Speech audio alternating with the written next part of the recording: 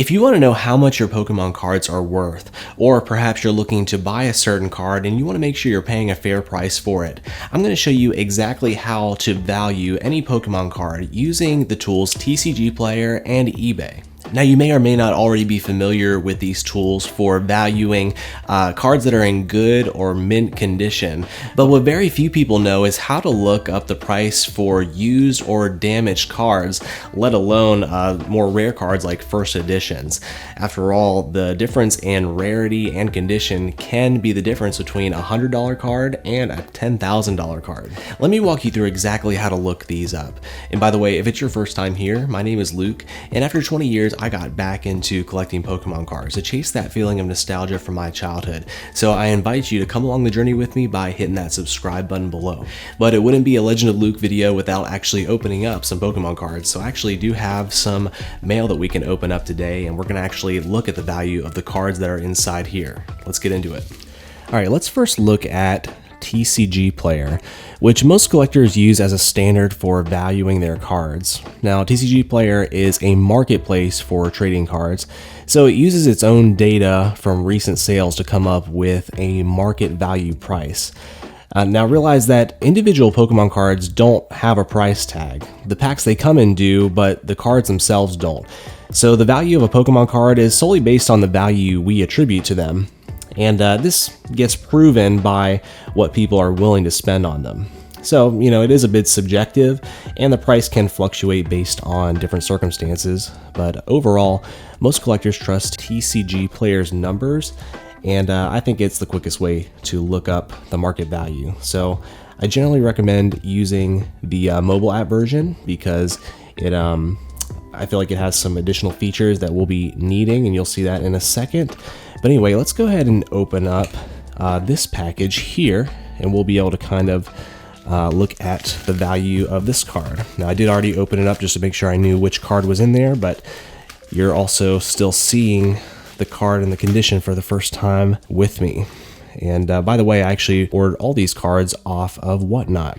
Now, Whatnot is basically an app that features live streamed auctions where you can bid on things like Pokemon cards, and I really think it's a good option for purchasing singles because on the live stream you can actually view the condition of the card and decide for yourself if it's up to your standards.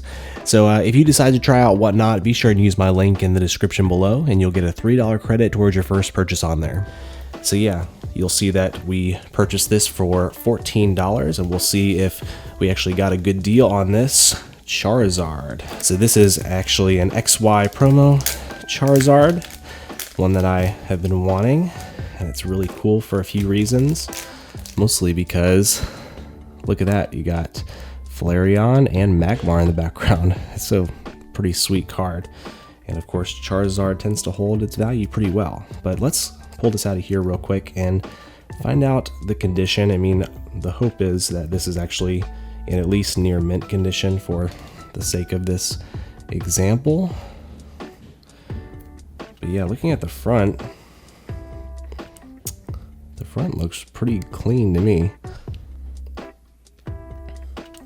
See a little white speck there, so not ideal. Maybe a little bit of whitening at the bottom.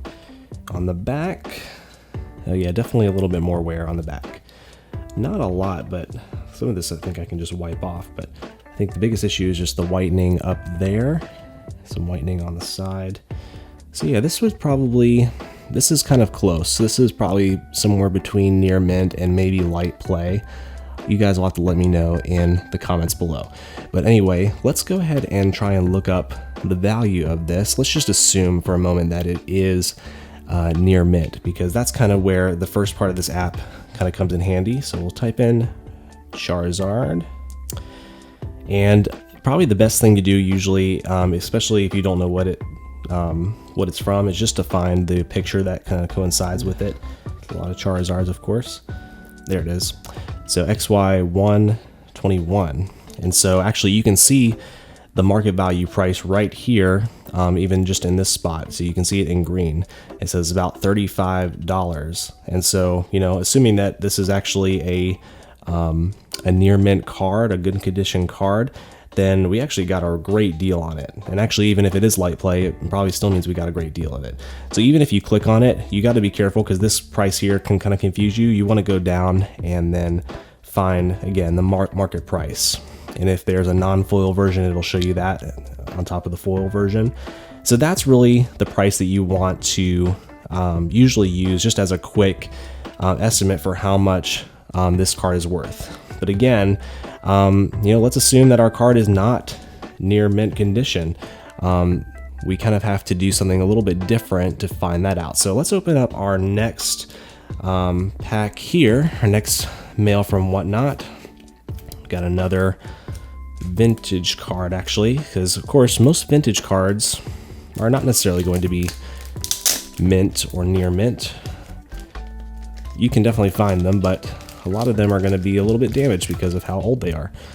So we got some other cards in here. I think I actually purchased a Celebrations pack along with this. I didn't get anything good, but we also got this Holo Scyther from Jungle, which is one that I need for my Jungle Master set. I'm working on those first 3 of the original sets, and looking at this,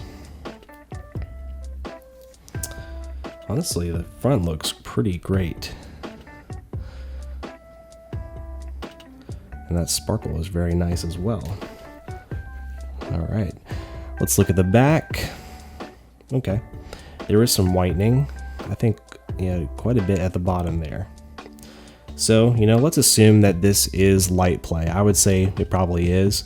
It's possible even that our Charizard was light play, but light play is actually good enough for me. That's actually my standard. I want to have all my cards be light play to mint. And the holofoil looks pretty good. I see, I think, a print line there. But anyway, so this card is light play. And if we looked it up straight from here, it would just give us kind of a general price for, a more near mint copy. So what we can do, actually, go down to this bottom tab here where it says collection. And you actually want to create a new list. I've created one here for YouTube. So what we're going to do, and this can be a little tricky. Unfortunately, it's not the most user-friendly all the time, but we're going to type in Scyther, and we need to find the one for Jungle. And of course, there's going to be probably 2 versions, because one is the non-holo, one's the holo, this one's the holo, so usually it's the one with less. So this one has 10, so we'll basically add that to our list. We'll exit out of there, and now you can see that it actually gives us a price, and this is the same price that we saw before for the market value. It says $25. And if I look on the slip here, we paid $9 for this. So if this is a near mint copy, we actually did really well. But I'm assuming this probably isn't. So we need to actually change the condition of this card and find out what the market value is for that. So we have some different options here, and we can actually change the condition from near mint to lightly played. And let's see what happens when we select that. So it looks like it's $14.75 for that. So yeah, we still actually got a deal from Whatnot on this Holo Scyther. So that's pretty exciting. And let's say that, for instance, this one were a little bit worse condition. We could actually change this to moderately played, $11, again, heavily played, and so on. So I'm going to exit out of that and stick this back in a sleeve real quick, and we're going to actually open up something else. Another Whatnot purchase, another vintage card, and oh, there's 2 cards in here. Oh wait, interesting. Okay, well, I knew that this was here. Holo Machamp. I didn't know that I ordered another Scyther. Did I do that? Did I actually order this? I mean, I wouldn't put it past myself. I'm always ordering stuff on Whatnot, and so maybe I forgot that I had already ordered a Scyther, and so I went and bid on another one. Yeah, but we get a chance to maybe get an even better copy. Yeah, another great copy as far as the front goes. I do see either a scratch or a print line over there. I think it's more likely a scratch because I don't see it all the way down. Yeah, but Might be a little bit of dirt there I need to wipe off. Hopefully I can get that off. This one, honestly, this one's actually even better condition. Yeah, you can see some whitening. So it's not like it's a gem mint card, but honestly, I would probably consider this to be near mint. And so, yeah, again, going back to our app here, if we go back to near mint, $25, we got a great deal on this one. And this, let's see, on the price tag, looks like I paid $13 for this one, so $1 more, but we actually did well for ourselves for the condition. All right, well, that was a surprise to get 2 Scythers. I do like Scyther, so I guess wouldn't put it past myself to bid on it more than once just for the heck of it. But let's take a look at this Machamp. And this is a card that I actually had in my childhood, but I must have traded it off at some point because I cannot find a Holo Machamp anywhere. All right, look at that. That's looking pretty good. Did you see like a little baby crease up here, which I don't love when my cards have creases, but that's pretty negligible. Let's see what the back looks like. Wow, the back looks great. I would call this a near mint card as well. It's a little bowed, but that generally doesn't matter for grading companies at least. But just again, let's look up this same card. Oops. So we'll do add manually, Machamp. And this is the base set holo. Oh, and I see, yeah, there's 2 of them because one, so there's actually, I think if I'm not mistaken, I think there's only a first edition Machamp. I don't think they actually have a non-first edition one. They have first edition and shadowless. So we want this one here. As far as the price, we got $9.51. Yeah, I feel like pretty good about that purchase. Oh yeah, I need to show you this too. So let's say that a card is a true first edition. This is there only is first edition of Machamp, so it's not a good example, but let's take, for example, this first edition Dragonite. So this is going to be worth more just because it's first edition. So let me show you how to do that. Go back into your playlist, or not your playlist, your collection list here. We'll do add, search Dragonite. So this one has less, so this one's the holo, and then the 19 one is probably the non-holo, which is what this is right here. Love this card. We'll click on that, and now on top of the condition, this one actually is near mint, I can already tell you that, but as far as the first edition, this one is labeled as normal. But if we click on that, we can actually click first edition normal, and we'll see how the price changed. So you see, before it was $8, and just by being a first edition, now it's $23. So yeah, that's how you look that up. Now, one other thing that you can do, which I think is important if you are really looking to purchase or sell a really high ticket card, is not just rely on TCG Player, but also eBay, which can be a great place to find values of cards. So let's look up some of these cards again, but we'll do it on eBay this time. Let's look up Machamp here. So we'll say Machamp base set first edition.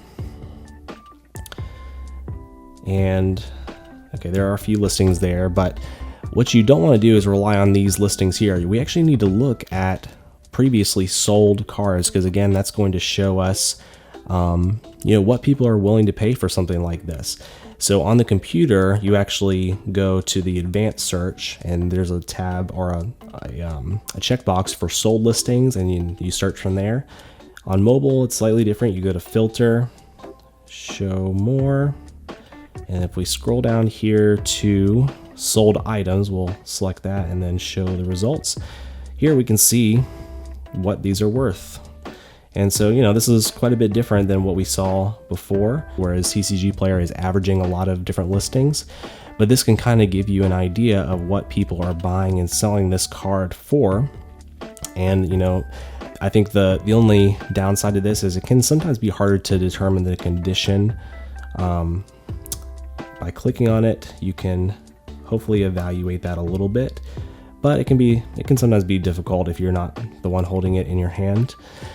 Let's look up also that our Charizard card. Charizard, yeah, there it is, the XY 121 promo. And it looks like it's still showing me the sold listing, so that's good. You know, because it has it crossed out in the number. So $25, $28. And man, you can look to see how much the price can drastically increase when you have a gem mint copy. And really the only way to know if you have a gem mint copy is by getting it graded. So this is a PSA graded Charizard promo card for almost $1,000. Pretty crazy. But you'll notice if we go to this CGC one, it's about the same as the non-graded version. Honestly, a 7 or an 8 for most cards is going to be basically the same price as not even getting it graded. So yeah, that kind of gives you an idea for that. And then one last thing I want to talk about is Japanese cards, because unfortunately TCG Player does not really offer this, so they don't really list Japanese cards on there. I don't really know why. But I've asked a few people, and I guess there are some other sites you can look into. There's Yute, I believe, Card Rush, and Yahoo Japan. You can look into those. But honestly, I found that eBay is still the best choice for this. So let's actually look up this Fossil Raichu real quick, because this is one of my favorite cards recently. So we'll basically have Fossil Japanese Raichu, and this is probably a light play card. So what I'd want to do is find a listing where it seems like the condition is also light play, which can be a little bit tricky. So again, by looking at these recent sold listings, we can get an idea for what this card is worth, what people are willing to pay for this card. You can even average some of these more recent listings together to get a pretty fair price. So I really hope you guys found this helpful for valuing your Pokemon cards. And if any of you are pulling out a collection from your childhood, I really hope that you actually find some great cards that are actually worth quite a bit. Now, if you like Pokemon card openings and more tips for collecting, I think you'll want to check out one of these videos on screen next, and I hope you'll subscribe so you don't miss any in the future. And lastly, I just want to let you know that no matter what you've done in your past, God loves you and He has an awesome plan for your life. I'll catch you next time.